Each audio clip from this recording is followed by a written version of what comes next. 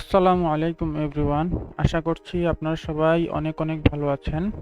তো আজকে আম, প্রথমত আমি আমার ইন্ট্রোডাকশনটা দিয়ে নিই। আমি একজন ফ্রিল্যান্সার, ডিজিটাল মার্কেটার এবং বর্তমানে আমি একজন সফটওয়্যার ইঞ্জিনিয়ার হিসেবে আছি। অ্যান্ড আজকে আমি আপনাদেরকে যে বিষয়ে আপনাদের সাথে কথা বলবো সেটা হচ্ছে ওয়েবসাইট এসইও। তো আসুন আমরা দেখি ওয়েবসাইট এসইওটা আসলে কি। তাহলে what is website SEO? SEO is a search engine optimization.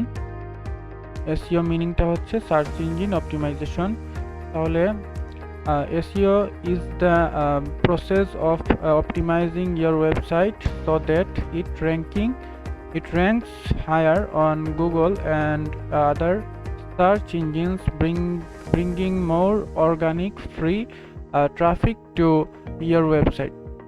তাহলে এখানে যে বিষয়টা বলতে চাচ্ছি যে আপনার ওয়েবসাইটকে অপটিমাইজ করার জন্য ওয়েবসাইট এসইওটা প্রয়োজন, এবং এটাকে ওয়েবসাইটটাকে র্যাঙ্কিংয়ে আনার জন্য, গুগলের র্যাঙ্কিংয়ে আনার জন্য এটা সাধারণত আমরা অ্যাপ্লাই করে থাকি। আর গুগল একটা সার্চ ইঞ্জিন এবং ইউটিউব একটা সার্চ ইঞ্জিন, তাই না? আমরা যা কিছুই সার্চ করি, গুগলেও সার্চ করি, ইউটিউবেও সার্চ করি, তাই এগুলা তো সার্চ ইঞ্জিন।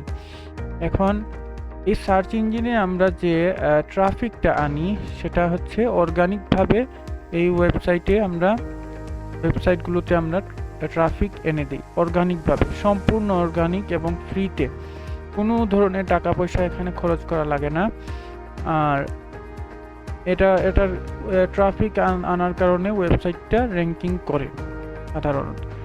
তো এখানে আরেকটা জিনিস আছে, কি পার্টস অফ ওয়েবসাইট এসইও। প্রথমত হচ্ছে এসইও আসলে কয় ধরনের। সাধারণত এসইও আসলে 3 ধরনের হয়ে থাকে। একটা হচ্ছে অন পেজ এসইও, 2 নম্বরে হচ্ছে অফ পেজ এসইও, 3 নম্বরে হচ্ছে টেকনিক্যাল এসইও। এই 3 ধরনের এসইও সাধারণত আমরা অ্যাপ্লাই করে থাকি। তাহলে অন পেজ এসইওটা আসলে কিভাবে কাজ করে? On optimizing your website's content, headings, image, keywords, URLs and internal links.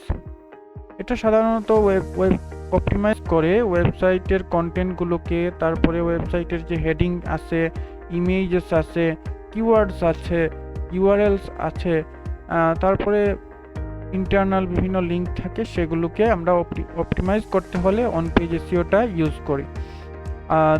এটার উদাহরণস্বরূপ বলা যায় adding the keyword best digital marketing tips in your title, headings and through out the content naturally. তো on page SEO আমরা দেখলাম, বুঝলাম।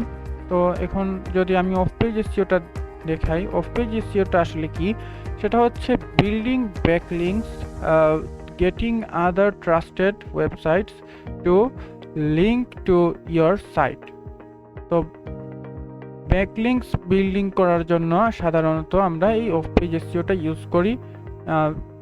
এটা trusted ওয়েবসাইটের ক্ষেত্রে আমরা এটা ইউজ করে থাকি। আর এক্সাম্পল হিসেবে বলা যায় guest posting or listing your site in directories. তো আমরা গেস্ট পোস্টিং করে থাকি এটাতে। গেস্ট পোস্টিং করার কারণে অফ পেজেস এটা সাধারণত র্যাঙ্ক করতে সাহায্য করে। টেকনিক্যাল এসইও, 3 নম্বরে টেকনিক্যাল এসইও। এখন আমরা টেকনিক্যাল এসইওটা বোঝার ট্রাই করি। সেটা হচ্ছে improving website speed, mobile friendliness, security, HTTPS and ক্রাউলেবিলিটি।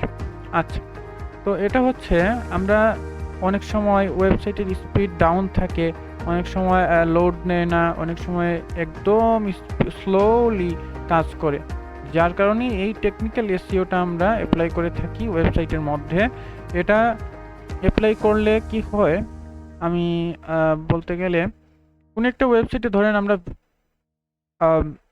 Visit করলাম, যার কারণে এখন ওয়েবসাইটের স্পিডটা এতই স্লো, আমাদের বিরক্ত লাগে অনেক সময়।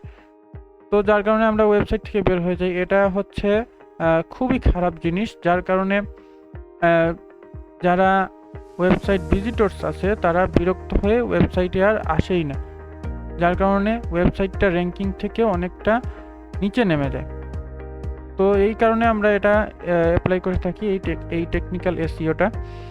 এটা সবসময় আমরা ফ্রেন্ডলিনেস করার চেষ্টা করি, সবসময় ওয়েবসাইটটা যাতে ফ্রেন্ডলি থাকে, আর ইউজার ফ্রেন্ডলি যেটাকে বলি সেটা যাতে ওয়েবসাইটের মধ্যে থাকে, সেজন্য আমরা এই টেকনিক্যাল এসইওটা ইউজ করি। এক্সাম্পল হিসেবে এখানে আছে making sure your website loads in under 3 seconds. 3 সেকেন্ডের ভিতরে ওয়েবসাইটটা লোড হয়ে আমার সামনে আসতে হবে, তাহলে এটা একটা পারফেক্ট ওয়েবসাইট। আর না হলে এ ধরনের যে ওয়েবসাইটের স্পিড ভালো না কিংবা লোড হয় না, এই ধরনের ওয়েবসাইট দিয়ে আমরা কোনোদিনও র্যাঙ্কিংয়ে আসতে পারবো না। তো আসলে ওয়েবসাইট এসইওটা আমাদের জন্য কতটুকু ইম্পর্টেন্ট সেটা একটু দেখি। Gets you free traffic instead of paid ads. এটাতে আমরা ফ্রি ট্রাফিকও আনতে পারি, আবার পেইডভাবেও আমরা ট্রাফিক আনতে পারি এই ওয়েবসাইট এসইও। আচ্ছা, তো builds trust and credibility for your business or blog. আপনাকে ওয়েবসাইটের মধ্যে আপনার ওয়েবসাইট দিয়ে আপনাকে ট্রাস্ট করাতে হবে। যারা ইউজার আছে তাদেরকে আপনি ট্রাস্ট করাতে হবে যে আপনার ওয়েবসাইটটা এর বিশ্বাসযোগ্যতা আপনার অর্জন করতে হবে। যেটা বোঝাতে চাচ্ছি যে বিশ্বাসযোগ্যতাটা অর্জন করতে হবে। বিশ্বাসযোগ্যতাটা যদি অর্জন করতে পারেন তাহলে ওয়েবসাইট এসইওতে আপনি একটা ভালো রেজাল্ট আনতে পারবেন। অ্যান্ড লাস্টলি যেটা বলবো, helps you reach the right audience searching for your services or content. এখন আপনার সার্ভিস, ধরেন আপনি চিকিৎসা সেবা দিয়ে থাকেন, এই চিকিৎসা সেবা রিলেভেন্ট যত ধরনের ভিজিটর্স আছে আপনি তাদেরকে চাচ্ছেন যে আপনার ওয়েবসাইটটাতে তারা ভিজিট করুক। তো তাদেরকে দিয়ে আপনি আপনার ওয়েবসাইটে আনতে পারবেন এই ওয়েবসাইট এসইওর মাধ্যমে। এই ওয়েবসাইট এসইও দিয়ে আমরা ভিজিটর্সগুলোকে আনতে সক্ষম। এটা এই জন্যই আমরা সাধারণত ওয়েবসাইট এসইওটা রাখি, আর সবাইকেই আমরা ওয়েবসাইট এসইওটা প্রিফার করি। তো ওয়েবসাইটের রিচ বাড়াতে হলে অডিয়েন্স যাতে সার্চ করেই আপনার ওয়েবসাইটটা পেতে পারে এরকম পজিশনে ওয়েবসাইটটাকে নিয়ে আসতে হলে আপনাকে অবশ্যই ওয়েবসাইট এসইওতে আসতে হবে। ওয়েবসাইট এসইও আপনার ওয়েবসাইটের জন্য করতে হবে। তো এই ছিল আর কি ওয়েবসাইট এসইওর বিষয়ে আপনাদেরকে মোটামুটি ধারণা দেওয়ার চেষ্টা করলাম। তো সবাই ভালো থাকবেন, সুস্থ থাকবেন। আসসালামু আলাইকুম, আল্লাহ হাফেজ।